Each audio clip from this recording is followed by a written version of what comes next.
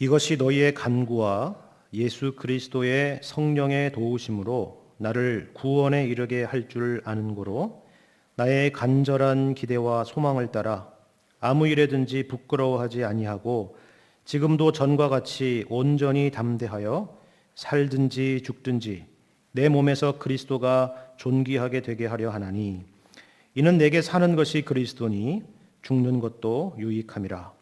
그러나 만일 육신으로 사는 이것이 내 일의 열매일진데 무엇을 택해야 하는지 나는 알지 못하노라. 내가 그 둘 사이에 끼었으니 차라리 세상을 떠나서 그리스도와 함께 있는 것이 훨씬 더 좋은 일이라. 그렇게 하고 싶으나 내가 육신으로 있는 것이 너희를 위하여 더 유익하리라. 내가 살 것과 너희 믿음의 진보와 기쁨을 위하여 너희 무리와 함께 거할 이것을 확실히 아노니 내가 다시 너희와 같이 있으므로 그리스도 예수 안에서 너희 자랑이 나로 말미암아 풍성하게 하려 함이라. 아멘.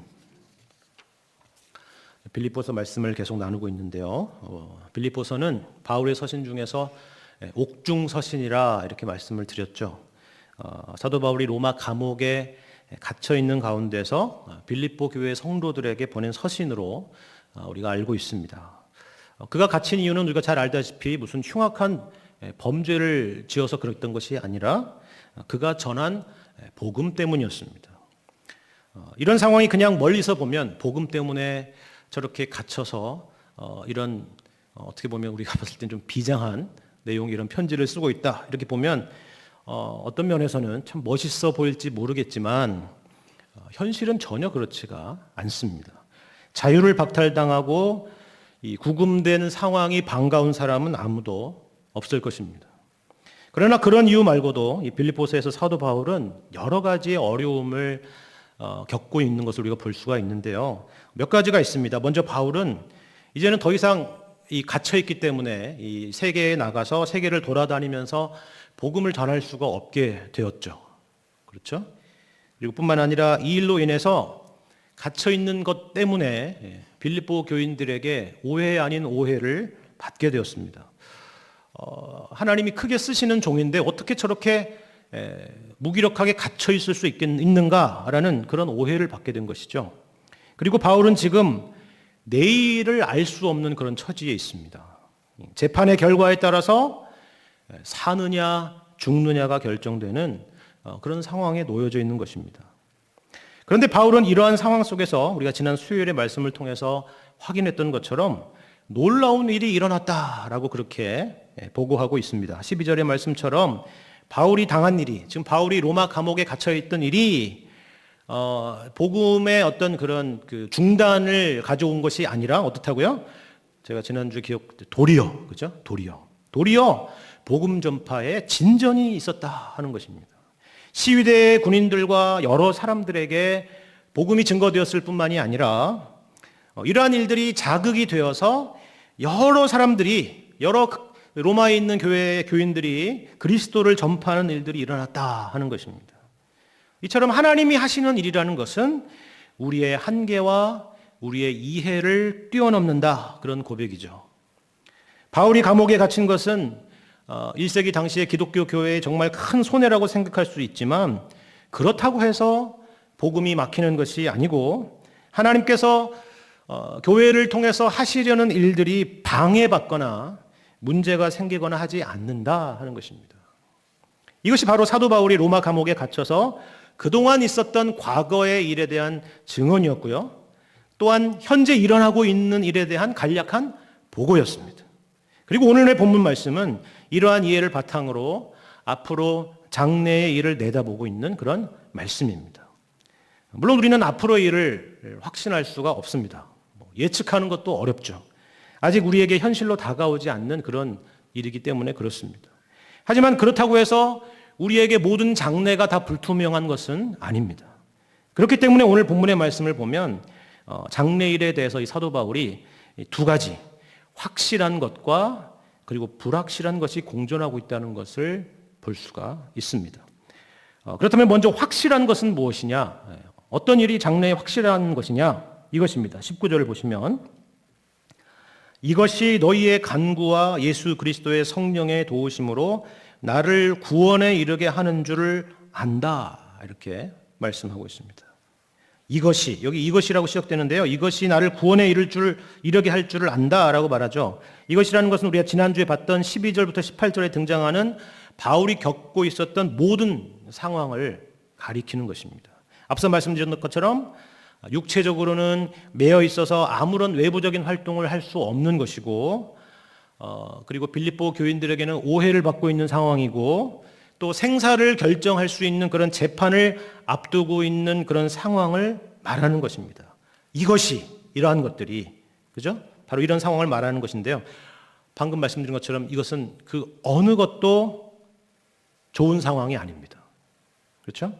이런 상황 속에서 뭔가 긍정적인 일이 일어날 것이라는 것을 기대하는 것은 거의 불가능한 것에 가깝습니다. 그런데 놀라운 것은 이 모든 상황이 이것이 나를 결국은 끝장낼 것이다 라고 말하지 않는다 하는 것입니다. 어떻게 해요? 도리어 이것이 나를 구원에 이르게 할 줄을 안다. 이렇게 말하고 있습니다.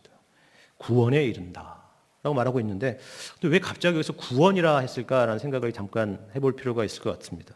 우리는 보통 구원 이러면은 말 그대로 우리는 구원론적인 의미로서 이 구원이라는 단어를 이해하기가 쉬워요.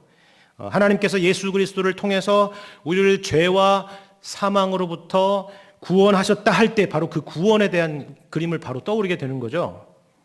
하지만 신약 성경에서 이 구원이라고 하는 것은 우리가 잘 아는 그런 영적인 의미 말고도, 그런 영적인 의미에서의 구원 말고도 상당히 광범위한 의미에서 사용되는 그런 단어입니다. 쉽게 말해서 우리가 어떤 어려운 상황에서 구출되는 것을 가리킬 때도 이 구원이라는 단어를 쓰거든요. 이런 맥락에서 본다면 지금 바울이 놓여져 있는, 이 갇혀 있는 상황에서 이 구원이라는 단어라는 것은 어떻게 보면 감옥에서 풀려나게 되는 것이라고도 생각해 볼 수가 있을지 모르겠습니다. 그래서 여러분 다른 버전의 한글 번역인 한글에 있는 새 번역의 성경을 보시면 이것을 나를 구원에 이르게 할 줄 안다라고 번역하지 않고 내가 풀려나게 되리라는 것을 안다 이렇게 번역하기도 했습니다. 감옥에서 풀려나게 될 것이다. 그것을 나는 안다라고 얘기했다는 거죠. 하지만 지금 바울이 지금 다만 감옥에서 풀려나게 될 것이라는 것을 생각해서 이런 표현을 썼을까 하는 것에 대해서는 잠깐 의문이 듭니다. 왜냐하면 바울이 쓴 다른 여러 서신들을 보면 이 구원이라는 단어를 어디서 풀려나고 어디서 구출받는 의미로서 썼던 적은 거의 없었기 때문에 그렇습니다. 더군다나 여러분 19절 우리가 읽었는데 그 다음 20절 말씀을 한번 보세요. 뭐라고 되어 있습니까? 여기서 살든지 죽든지 내 몸에서 그리스도가 존귀하게 되게 하려 한다 이렇게 말하고 있잖아요. 살든지로 끝나는 게 아니라 죽든지라고 하는 그런 이야기를 같이 동시에 하고 있다는 것은 사도 바울이 지금 어떤 가능성도 염두에 두고 있다는 거예요? 죽을 수도 있다라는 가능성도 염두에 두고 있다 하는 겁니다. 그러니까 여기서 구원이라는 것은 다만 감옥에서 풀려나는 어떤 그런 육체적인 의미에서의 구원이 아니라 영적인 의미의 구원이라는 것을 우리가 알 수가 있습니다. 다시 말해서 이러한 모든 상황이, 본인이 지금 처해 있는 이 모든 상황이 자신을 파멸로 던지는 것이 아니라 도리어 이런 상황에도 불구하고 하나님께서 자신을 구원하시고야 말 것이라는 그런 믿음이 반영된 표현인 것입니다. 이것이 확실하다 하는 것입니다. 학자들은 여기에 등장하는 이것이 나를 구원에 이르게 할 것을 안다라고 하는 이 헬라어로 이 5단어로 되어 있는 이 문장이 정확하게 구약의 욥기 13장 16절의 표현과 같은 표현이라고 찾아낸 그런 내용이 있습니다. 한번 볼까요? 욥기 13장 15절 16절을 보면 이렇게 욥이 대답하는 내용이에요. 그가 나를 죽이시리니 내가 희망이 없노라. 그러나 그의 앞에서 내 행위를 아뢰리라. 경건하지 않은 자는 그 앞에 이르지 못하나니 이것이 나의 구원이 되리라. 라는 여기 표현이거든요. 이게 어떤 욥의 대답이냐면요. 욥의 세 친구 중에 소발이 얘기했던 그 공격에 대해서 소발이 욥을 비난하는 그런 내용에 대해서 욥이 대답하는 그런 장면인데요. 소발은 지금 욥이 현재 당하고 있는 그 고통에 대해서 뭐라고 얘기하고 있느냐면 너 지금 아직 고백하지 않은 은밀한 죄가 있지. 너 그 은밀한 죄악 때문에 지금 고통을 당하고 있는 거야. 라고 그렇게 욥을 공격했거든요. 거기에 대한 바로 이 욥의 대답이었던 것입니다. 아마도 사도 바울은 빌립보 교인들이 자신의 처지에 대해서 이 소발과 같은 그런 비슷한 생각을 갖고 있을 수가 있다라는 것을 염두에 두었을 것으로 보입니다. 어떤 생각이요? 바울이 지금 이 감옥에 갇힌 것은 바울 자신에게 뭔가 문제가 있어서겠지라고 생각하는 그런 부분에 대한 내용인 것입니다. 욥의 처지와 비슷하지 않습니까? 그렇죠? 하지만 우리가 방금 읽은 욥기에서 욥은 어떻게 스스로 얘기하고 있습니까? 마지막 날에 하나님께서 자기를 구원하실 것이다. 변호할 것이다 라고 그것을 변호해 줄 것이라는 것을 바라본 것입니다. 그것이 바로 이것이 나의 구원이 되리라 라고 하는 그 표현에 담겨 있는 의미입니다. 그럼 사도 바울도 동일한 믿음을 갖고 있습니다. 하나님만이 나의 변호자가 되신다. 심지어 가이사 앞에서 내가 유죄 판결을 받을 수도 있다. 그래서 내가 죽을 수도 있다. 하지만 가이사의 판결이, 이 세상의 판결이 나에 대한 최종 판결이 될 수 없다. 마지막 날에는 모든 것이 밝히 드러나게 될 것이다. 그분이 내 안에 시작하신 구원이 완성될 것이다. 그런 믿음을 갖고 있었다 하는 것입니다. 자기에 대한 확신이 아니라 자기를 구원하실 하나님에 대한 분명한 확신이 있었다 하는 것입니다. 우리 사람들은 쉽게 우린 사람들을 보면 현재 어떤 그 사람들의 처지나 형편을 보고 옳지 않은 그런 판단을 내릴 때가 상당히 많이 있잖아요. 오늘 새벽에도 저희가 사무엘하 16장 말씀을 함께 나누면서 그런 말씀을 드렸지만 그런 판단과 정죄는 옳지 않은 것입니다. 우리가 지금 현재 당하고 있는 어떤 고통이랄지 어려운 가운데 있는 성도를 볼 때 뭐 말은 안 하겠지만 직접적으로 속으로 수덕수덕하면서 생각하면서 저거는 하나님이 벌을 내리신 거랄지 뭐 심판하신 것이랄지 뭐 이렇게 판단하는 거 있잖아요. 그건 정말 옳지 않습니다. 하지만 동시에 그것만이 아니라 그런 판단을 혹시나 받고 있다면 내가 그런 판단을 받는 우리도 역시나 같이 그거에 대해서 맞받아쳐서 싸울 필요가 없다는 거예요. 무슨 말씀인지 아시겠죠? 야, 어떻게 나를 그렇게 생각할 수 있어? 그럴 필요가 없습니다. 여기 사도 바울의 경우처럼 말이죠. 하나님 앞에 서는 것, 하나님이 나를 아실 것이라는 것, 그것을 믿고 묵묵하게 주님이 기뻐하시는 길을 가는 것이 중요한 것입니다. 그것이 바로 오늘 본문에서 사도 바울이 갖고 있었던 첫 번째 확신의 내용이었습니다. 바울이 가졌던 또 다른 확신은 이것입니다. 이어서 20절 보시면 이렇게 되어 있죠. 나의 간절한 기대와 소망을 따라 아무 일에든지 부끄러워하지 아니한다. 이렇게 얘기합니다.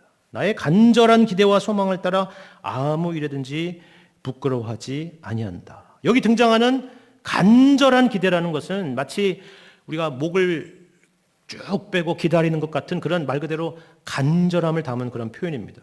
그리고 이어서 여기 소망이라는 단어가 등장하는데 우리가 보통 저는 소망합니다 라고 얘기할 때 우리 시대에는 이 소망이 그렇게 별로 강력한 단어가 아니에요. 어떤 거죠? 뭐 소망한다 그러면 그냥 이루어져도 좋고 이루어지면 정말 좋겠지만 그렇지 않아도 뭐 그만인 그런 표현이 우리는 소망이죠. 그것보다 더 약한 단어가 있죠. 희망. 그죠? 희망. 그래가지고 보통 교회에서 우리는 희망이 아닙니다. 우리는 소망입니다. 이렇게 강조하시는 분도 계세요. 그죠? 소망입니다. 왜 그걸 강조하겠어요? 소망은 그런 의미의 단어가 아니기 때문에 그렇습니다. 이렇게 될 수도 있고 저렇게 될 수도 있고 그러나 그렇게 되길 바란다. 그런 의미가 소망이 아니에요. 성경에서 말하는 소망이. 이 단어의 의미는 오늘날 우리가 사용하는 그런 의미의 그런 뉘앙스의 단어가 아니었습니다. 어떤 근거를 바탕으로 어떤 것을 기대하는 그런 강력한 의미를 담고 있는 것이 사실 이 소망이라는 단어였습니다.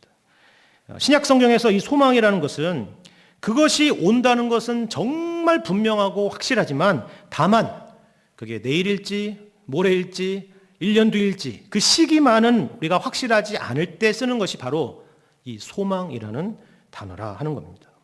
그렇기 때문에 여기 간절한 기대와 소망이라는 것은 그저 소박한 개인적인 바람을 담는 것이 아니라 확신을 말하는 것입니다. 어떤 확신이요? 부끄럽게 되지 않는 것입니다. 부끄럽게 되지 않는 것.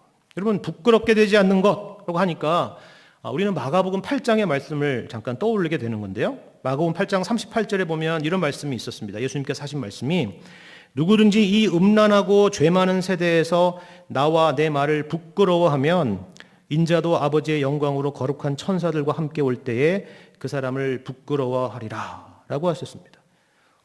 여러분, 우리가 이 땅에서 전하는 이런 복음과 그리고 그 복음에 따르는 그 삶이 세상 앞에서도 떳떳하고 대접을 받는 것이라면 사실 굳이 이렇게 부끄럽다라는 단어를 쓰지 않을 것입니다. 그러나 복음이라는 것은 이 세상의 방식으로 증명될 수 없는 것이기 때문에 이런 부끄럽다라는 표현을 쓰는 것입니다. 부끄러우면 피하고자 하는 것이 일반적인 인간의 심리죠. 그렇죠? 그러나 바울은 그렇게 하지 않으리라 하는 것입니다. 오히려 전과 같이 일관되게 담대히 그 길을 걸을 것이다 라고 이야기하는 것입니다. 복음으로 인해 겪는 어떤 곤란함이랄지 오해랄지 고난이랄지 어려움이랄지 그 모든 것들을 감수하겠다 하는 것입니다. 왜요? 주님이 오실 때, 우리 방금 읽은 마가복음 8장의 말씀처럼 주님이 오실 때에 자신을 인정해 주실 것이라는 것을 너무나도 분명하게 믿고 확신했기 때문입니다. 주님이 오시면 나를 구원해 주시리라 그렇게 확신했기 때문입니다. 사도 바울은 이처럼 장래의 일에 대해서 분명한 확신이 있다는 것을 고백하고 있죠. 그리고 동시에 불확실한 것도 있다고 합니다. 불확실한 것. 그럼 불확실한 것이 뭘까요? 자, 21절 이하의 말씀 제가 한번 읽겠습니다. 21절. 이는 내게 사는 것이 그리스도니 죽는 것도 유익함이라. 그러나 만일 육신으로 사는 이것이 내 일의 열매일진데 무엇을 택해야 하는지 나는 알지 못하노라. 내가 그 둘 사이에 끼었으니 차라리 세상을 떠나서 그리스도와 함께 있는 것이 훨씬 더 좋은 일이라 그렇게 하고 싶으나. 여기까지 보죠. 여기 보시면 사도 바울은 그리스도께서 자기의 전부이기 때문에 내게 사는 것이 그리스도이기 때문에 죽는 것도 유익하다라고 이렇게 말합니다. 근데 여러분 이걸 어떻게 보면 삶을 좀 체념한 것처럼 보이거나 어떤 무슨 반대로 어떤 비장한 결단처럼 보이지 않습니까? 제가 볼 때 그렇게 생각되는 이유는 우리가 자주 부르던 어떤 찬양 때문에 그런 것 같아요. 그죠? 내 안에 사는 이 예수 그리스도니 뭐 그 있잖아요. 저는 그 찬양을 부를 때마다 뭔가 비장함이 느껴져요. 그죠? 정말 그리스도를 위해서 당장 죽어야 될 것 같은 그런 생각이 드는데 아마 그런 것 때문이 아닐까 생각이 듭니다. 하지만 실상은 그런 의미가 아닙니다. 이는 이라는 것은 바로 앞절에 20절에 그리스도가 존귀하게 되는 것을 말하는데요. 자기가 살게 되든 죽게 되든 그리스도가 존귀하게 되는 일에는 전혀 지장이 없다는 겁니다. 왜요? 어째서 그럴까요? 여러분 다음에 두 경우를 한번 생각해 보세요. 지금 재판을 앞두고 있습니다. 사도 바울이. 만약에 이 재판의 결과로 사도 바울이 무죄로 풀려나게 된다면, 살게 된다면 여러분 어떻게 될지 생각해 보죠. 어떻게 될까요? 그렇게 된다면 지금까지 해왔던 그 복음의 사역을 앞으로도 계속 해나갈 수 있겠죠. 그렇죠? 그리고 가이사 앞에서 자신의 전한 복음이 인정된 것이기 때문에 이것 또한 그리스도께 영광이 되는 일일 것입니다. 그럼 반대로 재판의 결과로 사도 바울이 죽게 된다면 어떻게 될까요? 죽게 된다면. 그렇다 할지라도 사람들은 이 일로 우리가 마치 사도행전에 나오는 스데반의 순교의 경우처럼 야, 이 복음이라는 것이 죽음을 불사할 정도로 그만큼의 위대한 가치가 있는 것이구나 라고 사람들이 인정할 것이기 때문에 역시나 그리스도께 영광이 된다 하는 것입니다. 그러니까 어느 쪽이든 내가 살든 내가 죽든 그리스도께 영광이 된다 하는 것입니다. 그런데 23절을 보시면 그럼에도 불구하고 바울이 인간적으로 선호하는 것이 있다는 것을 알 수가 있어요. 뭐라고 되어 있습니까? 차라리 세상을 떠나서 그리스도와 함께 있는 것이 훨씬 더 좋은 일이라 하는 겁니다. 여러분 우리가 지금 바울과 같은 처지에 있다면 모르겠습니다. 저보다 신앙이 좋으신 분이 여기 더 많이 계시기 때문에 모르겠지만 저는 만약 바울과 같은 상황에 처했다면 이 말이 정말 너무 100% 공감이 되는 말 같아요. 그렇지 않아요? 차라리 세상을 떠나서 그리스도와 함께 있는 것이 훨씬 더 좋은 일이라. 그렇지 않습니까? 그러나 그것만을 꿈꾸고 기대하고 소망하기에는 역시나 바울과 같이 고민과 갈등이 있습니다. 현재의 고통스러운 현실 때문에 다만 제 영혼을 속히 거두어 주시기를 원하나이다. 그렇게 우리가 기도할 수만은 없었다 하는 것입니다. 그것이 바울의 인생의 우선순위가 아니었기 때문입니다. 사람은 누구나 삶의 우선순위에 따라서 살기 마련입니다. 우리 인생에 가장 중요하게 여기는 것, 그것이 우리의 삶을 움직이는 동인이 됩니다. 내 보물이 있는 곳에 내 마음도 있느니라 라고 말씀하신 주님의 말씀처럼 사실 우리의 마음의 가장 우선적인 것에 따라서 우리의 삶이 움직여가는 것이죠. 우리는 오늘 본문의 말씀을 통해서 사도 바울의 삶과 죽음에 있어서 우선순위가 과연 그러면 무엇이었는가를 살펴볼 수가 있습니다.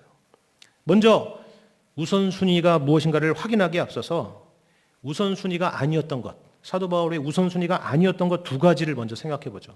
하나는 뭐냐면요, 단지 현재의 어떤 고난이나 위기에서 벗어나는 것이 사도 바울에게서는 우선순위가 아니었다 하는 것입니다.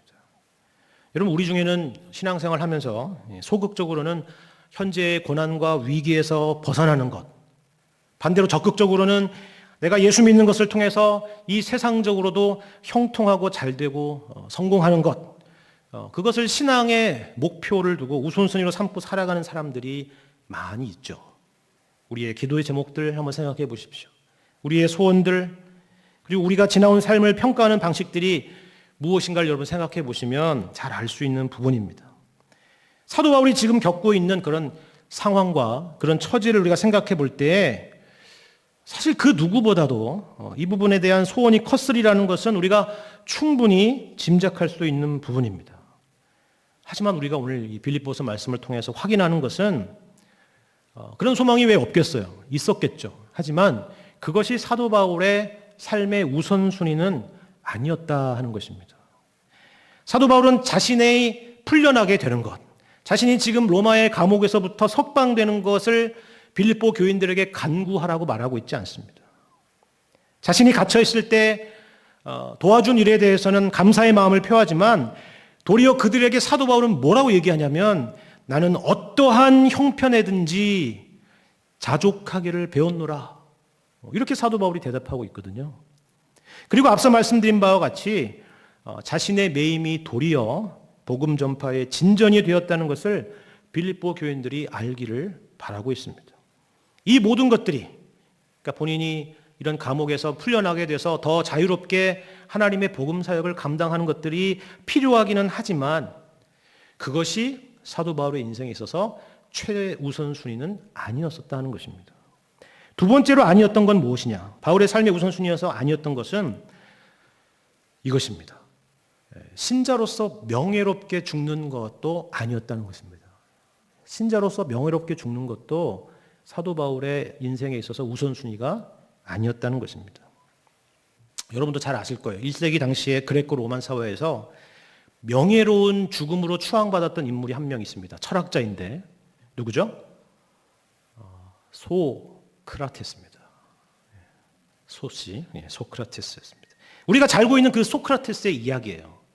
구차하게 생명을 구걸하지 않고 자신의 신념을 굽히지 않고 죽음을 피하지 않는 것이죠. 독배를 마십니다. 그렇죠? 그래서 무죄한 죽음을 통해서 오히려 자신의 옳음을 강하게 증명하는 것입니다. 얼마나 이것이 당시에 그레코 로만 사회에 정말 추앙받는 그런 모습이었겠어요. 그죠? 오늘날도 그런데요. 그렇죠? 어떤 의미에서 보면 사도 바울도 이를 위한 모든 환경이 다 조성되어 있다고 할 수 있을 것입니다. 일평생 주님을 위해 살았고요. 복음을 위해 살았고요. 복음 때문에 가이사 앞에 재판을 받게 생겼습니다. 그런데 이런 명분만이 아니라 현실도 그렇죠. 로마 감옥에서 살아가는 하루하루의 시간들이 그렇게 유쾌한 시간들이 아니었을 겁니다. 건강은 날이 갈수록 악화됐을 거고요. 석방될 것은 둘째치고 언제 재판을 받을 수 있을런지도 알 수 없는 그런 하루하루의 시간들을 보내야만 했을 것입니다. 재판의 결과도 알 수 없었죠. 유죄로 판결이 날지 무죄로 판결이 날지 그것도 알 수 없는 상황입니다. 더군다나 믿지 않는 사람들의 거부만이 아니라 같은 믿음의 형제였던 기독교 공동체 안에서도 자신이 전한 복음에 대해서 의혹의 시선을 보내고 있는 그런 상황입니다. 이런 모든 상황 속에서 바울의 지극히 인간적인 그리고 동시에 지극히 신앙적인 소원이라는 것이 무엇일지 우리는 충분히 짐작할 수 있을 것입니다. 보세요. 21절 보세요. 뭐라고 되어 있습니까? 내게 사는 것이 그리스도니 죽는 것도 유익함이라. 그죠? 23절도 보세요. 차라리 세상을 떠나서 그리스도와 함께 있는 것이 훨씬 더 좋은 일이라. 여러분 사도 바울의 솔직한 심정이 느껴지지 않습니까? 이런 표현 안에 담겨 있는 것입니다. 그러나 여러분 오해하지 마시긴 바랍니다. 이 표현들은 다만 사도 바울이 내가 이 땅에서의 삶을 끝내고 싶다라는 그런 의미의 표현의 의미가 아닙니다. 여기서 이 세상을 떠난다라는 표현은 우리 21세기에 살고 있는 한국식의 표현으로 이해하는 것과는 좀 다른 표현입니다. 여기 세상을 떠난다라고 사용했던 단어는 당시에 어떤 정박해 있던 배를 이게 묶인 것을 풀거나, 그렇죠? 배가 이렇게 정박했을 때 끈으로 묶어뒀던 것을 풀거나, 아니면 텐트를 쳤는데 그 텐트의 끈을 풀어서 다른 장소로 이동할 때 썼던 그런 표현이라고 그래요. 바울의 직업이 뭐였죠? 텐트 메이커였잖아요. 그러니까 너무나도 이 표현이 어떤 의미인지 잘 알고 잘 사용했던 표현이지 않겠습니까? 그렇죠? 그러니까 여기서 떠난다라는 것은 무슨 사라진다는 것이 아니라 이 세상에서 없어진다, 사라진다, 떠난다, 죽는다 이런 의미보다도 어딘가를 향하여 간다라는 의미를 갖고 있는 거죠. 텐트를 거두어서 다른 곳으로 가듯이 어느 곳을 향하여 간다라는 의미입니다. 그리고 그 목적지라는 곳은 막연한 곳이 아니라 어디로 간다고요? 차라리 세상을 떠나서 그리스도와 함께 있는 것이라고 분명히 얘기합니다. 그렇죠? 이 땅에 살아가는 참된 신자라면 그 누구나 사실 소원하는 일이죠. 죽는 것을 소원한다는 얘기가 아니라 그리스도와 함께 있는 것을 소원하는 것입니다. 하지만 이것도 말씀드린 것처럼 사도 바울의 인생에 있어서 최우선순위가 아니었다는 겁니다. 그러면 사도 바울에게 있어서 그러면 가장 큰 우선순위는 무엇이었을까? 무엇일까요? 그것은 바로 나를 통해서 그리스도가 존귀하게 되는 것입니다. 나를 통해서 그리스도가 영광을 받으시는 것입니다. 여러분 20절 하반절에 살든지 죽든지 내 몸에서 그리스도가 존귀하게 하려 한다라고 하는 이 말씀이 있는데요. 이것이 바로 사도 바울의 가장 큰 삶의 우선순위였다 하는 것입니다. 그런데 여기 이 나를 통해서 그리스도가 존귀하게 된다라는 것은 과연 그럼 무슨 의미일까 하는 생각이 들죠. 우리가 알고 있는 그런 일반적인 그런 의미일까? 하나의 예를 들어보겠습니다. 사도 바울은 그러면 여기 나를 통해서 그리스도가 존귀하게 된다는 것에 그런 구체적인 삶의 자세는 어떤 것인지를 오늘 본문에서 한 가지 예를 우리에게 분명히 보여주고 있어요. 이러한 삶입니다. 이것이 바로 사도 바울의 인생에 있어서 가장 최고의 우선순위였다는 겁니다. 24절 보십시오. 내가 육신으로 있는 것이 너희를 위하여 더 유익하리라. 이겁니다. 여러분 24절은 23절 뒤에 나오는 말씀이에요. 그죠? 23절이 뭐라고 되어 있습니까? 분명히 뭐라고 되어 있습니까? 차라리 세상을 떠나서 그리스도와 함께 있는 것이 훨씬 더 좋은 일이다. 그렇게 하고 싶다라고 했습니다. 근데 이게 24절에 넘으면서 반전이 있죠? 우리는 그 반대의 접속사가 23절에 붙어가지고 그 느낌이 좀 덜하지만 사실은 여기 24절 앞에 이 접속사가 있어요. 뭐죠? 그러나입니다. 그러나. 그죠? 그러니까 23절과 24절을 제가 종합하자면 이런 말이에요. 이 세상을 떠나서 그리스도와 함께 있는 것이 좋고 그것을 내가 원하지만 그러나 내가 육신으로 있는 것이 너희를 위하여 더 유익하리라 하는 것입니다. 그것이 더 보람된 일이다 하는 것입니다. 여러분 이것은 사실 오늘날 우리에게 굉장히 중요한 교훈을 주고 있는 말씀이라 이렇게 생각이 됩니다. 여러분, 바울은 지금 갇혀 있어서 말씀드린 것처럼 육체적으로나 정신적으로 매우 힘든 상황입니다. 더군다나 이런 상황을 이해해 주기는커녕 바울 너에게 뭔가 문제가 있는 거 아니야? 아까 봤던 것처럼요. 이렇게 공격받는 그런 상황이 있습니다. 그런 오해를 받고 있는 상황입니다. 우리도 교회를 섬길 때 참 이러저런 여러 수고와 헌신을 할 때가 많이 있잖아요. 그죠? 내 몸 하나도 힘든 상황에서 진짜 나도 지금 건강하지도 못하고 나도 지금 내 몸 하나도 돌볼 형편이 안 되는 그런 상황인데도 불구하고 주님 사랑하는 마음 그리고 교회를 사랑하는 마음에서 시간이며 물질이며 재능이며 정말 많은 것들을 헌신하는 것입니다. 그런데 사람들이 이것에 대해서 고맙고 감사하게 여기기는커녕 오히려 이런저런 오해를 받는 것입니다. 그죠? 여러분 어떤 기분이 드십니까? 그러면 그냥 다 때려치우고 내려놓고 싶잖아요. 그죠? 내가 뭐하러 이런 일을 했나? 그런 생각이 들기도 하는 것입니다. 여기 사도 바울처럼 차라리 다 그만두고 이 현실을 떠나서 그리스도와 함께 있는 것이 더 좋겠다. 그런 생각이 들 겁니다. 혼자 조용히 예배드리고 신앙생활 하면서 은혜 받고 그렇게 신앙생활 하는 게 훨씬 더 낫잖아요. 사도 바울이 얘기한 것처럼. 근데 바울이 뭐라고 한다고요? 그러나 내가 육신으로 있는 것이 너희를 위해 더 유익하리라 하는 겁니다. 누구를 위해서요? 너희를 위해서 더 유익하리라. 나를 위한 게 아니라 나는 지금 너무 힘들다 이거예요. 난 너무 힘들고 말 안 해도 알잖아요. 그죠? 정말 고통스러운 상황이지만 나를 위한 것이 아니라 내가 이렇게 믿음으로 살아가고 또 하나님의 은혜를 기대하며 살아가는 것이 누구를 위해서요? 너희를 위하여 더 유익하리라. 너희를 위해 유익한 쪽을 택하겠다 그 말입니다. 이게 우선순위였다는 겁니다. 이게 사도 바울의 인생의 우선순위였다는 것입니다. 여러분 이런 표현이 적절할지 모르겠지만 멋있게 순교하는 거, 멋있게 무대에서 퇴장하는 거, 이 세상에서 고민과 갈등과 고통을 벗어나서 주님과 영원토록 함께하는 그런 것보다, 그와 같은 것보다 차라리 오해받고 전혀 멋지지도 않고 매일의 삶이 고난과 고통의 연속이라 할지라도 내가 이 세상에서 살아서 너희를 위해 더 보람된 일을 할 수 있다면 그렇게 하고 싶다 그 얘기입니다. 이것이 사도 바울의 인생의 우선순위였던 것입니다. 어떻게 그렇게 살 수 있을까 싶죠? 어떻게? 그래서 사도 바울은 이렇게 살기 위해서 필요한 것이 있다라고 우리에게 말합니다. 그게 바로 담대함이라는 겁니다. 담대함. 지금도 전과 같이 온전히 담대하여 살든지 죽든지 내 몸에서 그리스도가 존귀하게 되게 하려 한다라는 이 말씀을 여러분 기억하시길 바랍니다. 이런 맥락에서 담대함이라는 것은 무엇일까요? 여러분 이런 맥락에서 용기라는 것은 도대체 어떤 것일까요?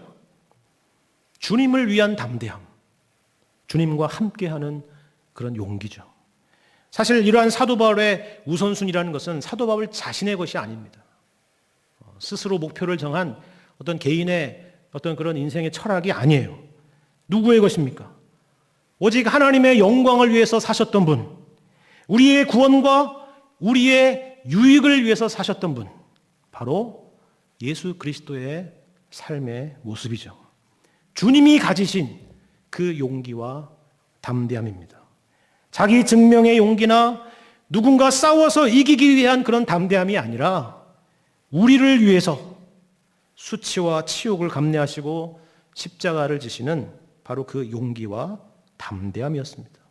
대접받고 인정받는 길이 아니라 우리를 살리시기 위한 그 길을 가기 위한 용기와 담대함이었습니다.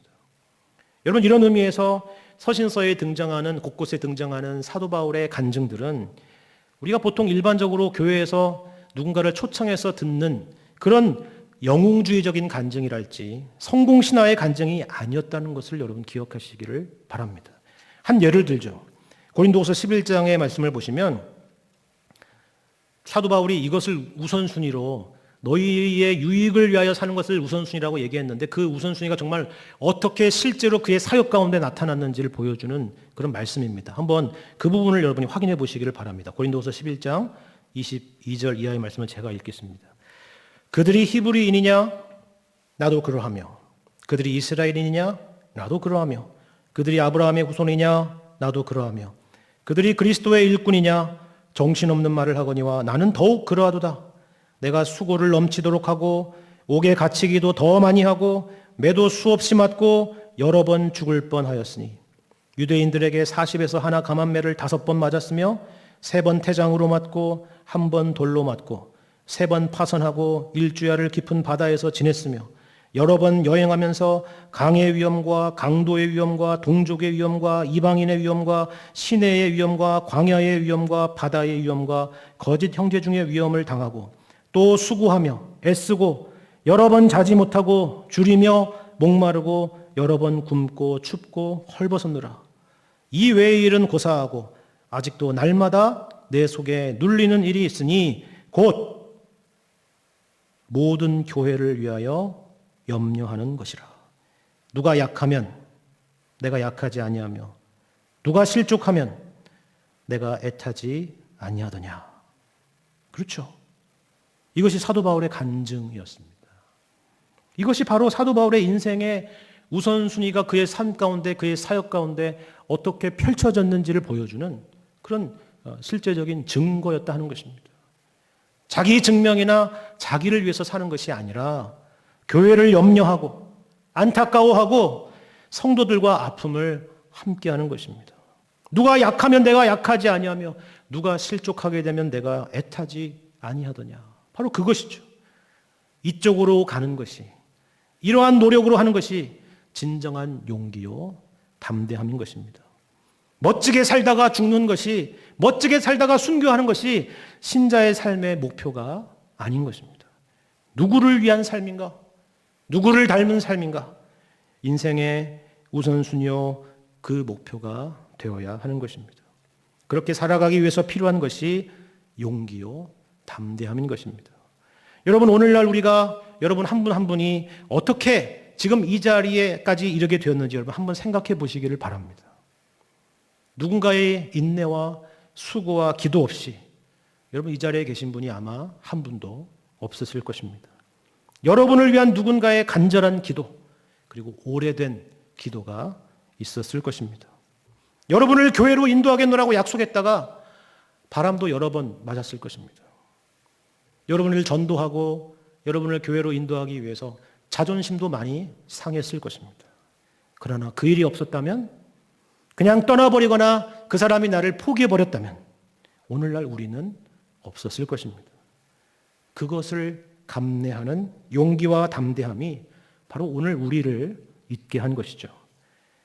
내게 사는 것이 그리스도입니다. 주님의 삶이 우리의 삶인 것입니다. 그렇기 때문에 이것이 영광스러운 삶이고요. 우리의 삶의 최고의 우선순위가 되어야 될 그런 삶인 것입니다. 그리스도의 마음을 품고 그리스도를 위하여 다른 이들을 위하여 살아가는 것을 인생의 최우선순위로 두며 살아가시는 우리 송파설교회 모든 성도님들 다 되시기를 주님의 이름으로 간절히 축원합니다.